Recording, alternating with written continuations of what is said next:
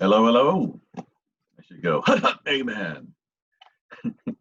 That was actually a bit from Mork and Mindy. But anyway, I told you the last time I did a book report that I was going to do one since it's football season, regardless if you're going to watch the games or not.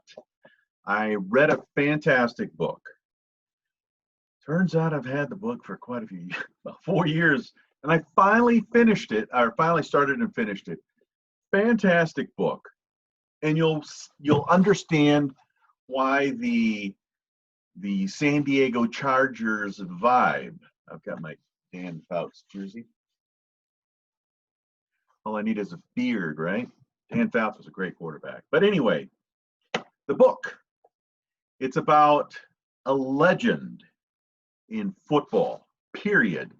Not just pro ball or college football, football in general. Sid Gilman.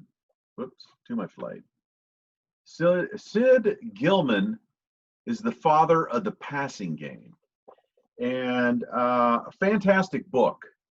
Fun read, very fascinating. A guy who had his personal life, just a wonderful story about him and his wife, all these years that they were together until their passing. I think he passed away first. I can't remember. It's been a while since I finished this book, but I've been sitting on this review for a while, just to kind of give you an idea the effect that Sid Gilman has on pro football. Okay, he's responsible, and this book was written in 2012, so 8 years ago. He's responsible for 8 Hall of Famers as far as coaches are concerned, 12 Super Bowl titles, 1 AFL championship, and 24 conference championships. 24 of them. And that's from his coaching tree. And among those, Chuck Noll, Pittsburgh's 4 Super Bowls, Al Davis, Mr. Raider himself, and even Dick Vermeil. Really fascinating. He started, one of the things that he was on a college level, high school and college level. On the college level, he was at Miami of Ohio. And Miami of Ohio has a rich history in coaches, ironically enough, and it took him forever to put him in their Hall of Fame. And part of it was because he pissed some people off. He left to go to another school to coach. He wanted to be a head coach, and it ruffled some feathers.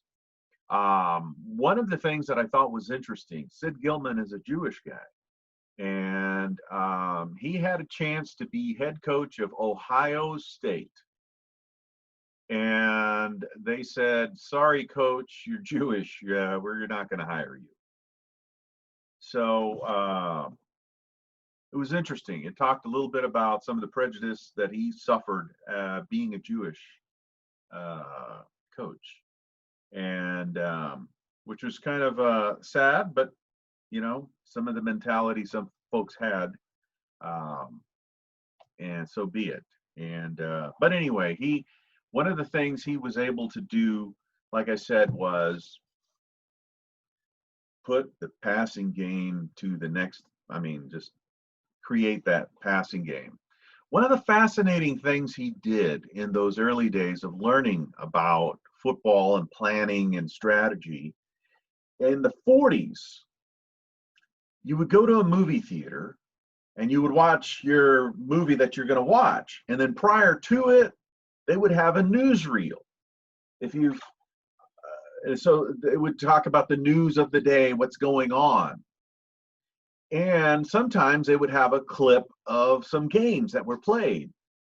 And he knew a guy in a theater, and he told him, save me those clips from the football game, because they're not going to show you bad plays. They're going to show you all the good plays that happen. And he had this ton of collection of film. And he was one of the first to study film. You would, if you're familiar with pro sports, so many of them utilize, you see the sideline in the NFL, the guys are using a tablet looking at a play and this and that.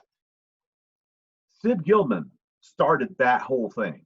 He started the whole concept of researching the football game of another team prior to it by looking at film.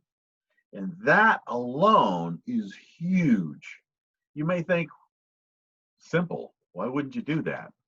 Well, they weren't doing it before, but he was the guy who started it and launched it. And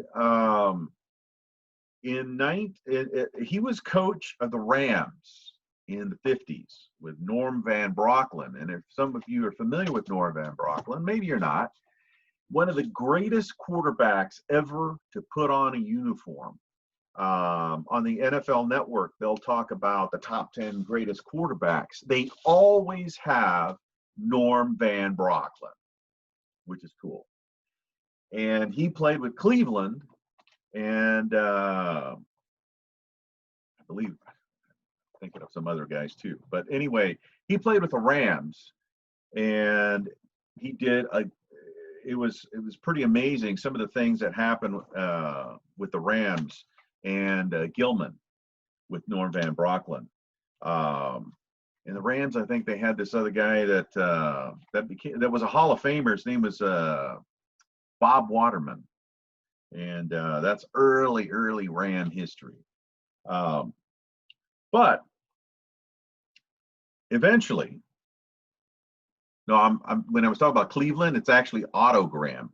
But Norm Van Brocklin did play for the Rams. I was getting the two confused. Otto Graham, he won like 10 championships with Cleveland. But Norm Van Brocklin played with the Rams. He was actually a great quarterback, and eventually became a head coach of the Atlanta Falcons at one point. But Sid Gilman jumped ship or left the Rams, and in 1960 was signed on to the San Diego, now LA Chargers. But actually, they were originally the LA Chargers, then became the San Diego Chargers. We'll get it right. And there he did a lot of things with innovation. And that was interesting as you go through. You also talks about how he dealt with players, guys that really wanted a raise, and he was like, and he would end up trading guys. One of the greatest. The Chargers have had some fantastic, world-class NFL players. During the AFL days, you had Lance Allworth, one of the greatest wide receivers. John Hadl was a fantastic quarterback. Now I'm trying to remember these guys, and I didn't write down the notes, which I should have, but I didn't. So what? But there was a lot of great players. The early owner of the Chargers was Conrad Hilton. Just an FYI. He owned them for a period of time. And he was coach for them for quite a few years. And one of his assistants was Bum Phillips. One of his assistants was Bum Phillips. And if you're an Oiler fan, if you're an older Oiler fan, you probably remember the center, Carl Mock. He was a center for the Oilers. He was playing for San Diego and went to Houston because of Bum Phillips. Well, Bum was his defensive coach. And Bum was a guy who put in the innovation of the 3-4 defense. There's an interesting story here that Gilman and Bum Phillips are looking at film and watching, film from the previous game and the upcoming game of their opponent. And Gilman said something like, "Isn't this great? This is even better than sex." And Bum goes, Sid, either I don't know what you're watching or you don't know what you're doing. Oh, but it was funny as hell. But Sid Gilman ended up a coach in Houston for a period of time in '75, and that's when Bum joined and helped him out. Down the road, it is so cool how he had interacted with some of these coaches like I had the coach right in here. Dick Vermeil, I'm sorry. Dick Vermeil was a coach of his, an assistant, and that's how Dick would say, "I need your help with my offense," and that was in the late '80s, or late '80s, like '79, '80, because the Eagles went to the Super Bowl in 1980 against the Raiders, and they lost 27-10 in the Superdome. Look at that. And of course, Chuck Noll was an assistant coach as well. So there's a lot of really cool stuff and how they connect. But it's a really great story. A lot of really cool facts about Sid Gilman, and to some extent, some sadness about it because of some of the things he had to deal with, just because he was Jewish, and to some extent, some of the decision making he made as far as players were concerned.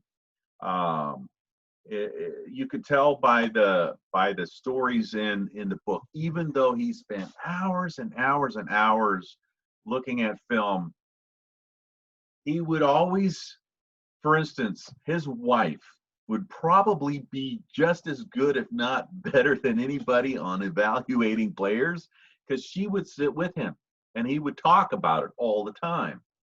And his interaction with his kids, he had a decent relationship with his kids. And many times they would see a game. If the team lost, it wouldn't like be, I'm blaming it on Coach Dad. I'm blaming it on the players because I know what he was trying to do. So it was actually a pretty cool story along those lines.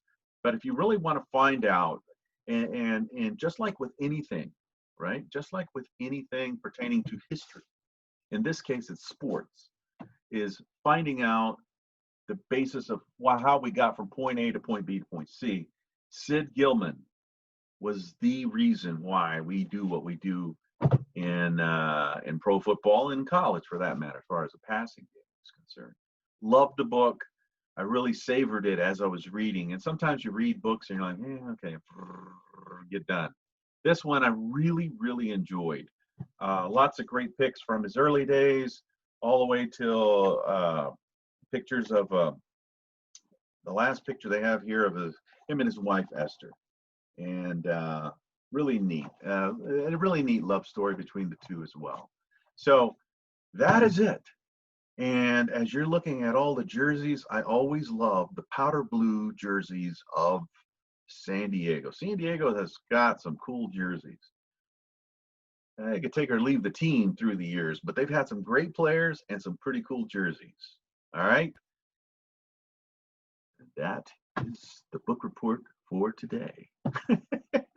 Next one coming up, I won't tell you which one it is, but it's actually real short. The book itself, it'll be about 30 or 40 pages long. It was a fast read, but I'll be doing that next week. All right, guys.